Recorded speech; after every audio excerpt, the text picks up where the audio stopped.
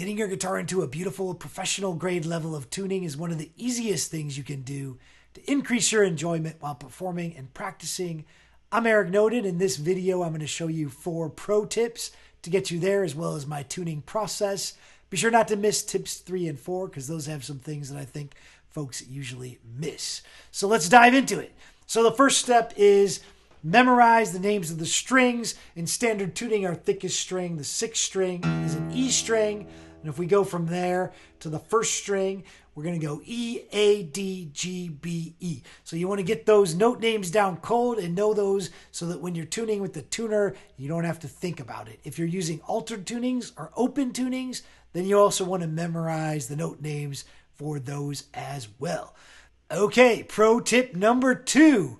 Use an electronic tuner. When I started playing guitar, electronic tuners did not exist, and we had to tune with a thing called a pitch pipe that was pretty horrible. But we live in a great day and age where for just a couple bucks you can get a decent headstock tuner, and that's what I recommend, is the type of tuner that clips to the headstock of the guitar. This is a TC Electronics Unitune tuner, but there's a lot of companies that make them. Another common one is Snark, but a headstock tuner is great because you can tune anywhere and you don't even have to have the guitar plugged in. Some tuners are plug-in tuners. So headstock tuner is great. Let's dive into the tuning process. So for starters, we're going to start with the 6th string. When I hit that, the tuner is showing me that it's off the target. The target is in the center, so if it's left of the target, that means the note is flat or the string is too loose. So I'm going to twist my tuning peg to tighten the string very slowly. That's important. Till it reaches the target, just about there. Now the other thing that could happen is the note might be sharp. So it might be like this, to the right of the target, in which case I want to loosen the string to get it in tune. So I'll go through the different strings. So now the 5th string, it's your A string,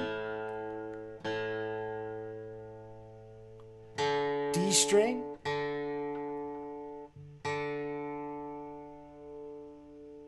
G string, B string, and E string. Typically, usually notes on the guitar go flat. They don't usually go sharp unless you accidentally tune your guitar sharp. But usually you're going to be, tuning up.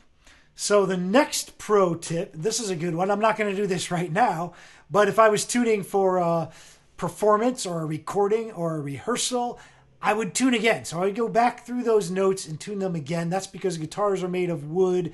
Strings exert pressure on wood. So when you're tuning these strings, you can change the other ones very slightly as you're tuning it. So it's important to go back through the strings, check them again, make sure you're going to be perfectly in tune and get a really beautiful sound. It's worth it to take the time to do that. Pro tip number 4. Pro tip number 4. Always tune up. So this is for in the case if your note is sharp right here, right? It's to the right of the target. Instead of bringing the note down till it hits the target, you actually want to bring the note down a little bit lower.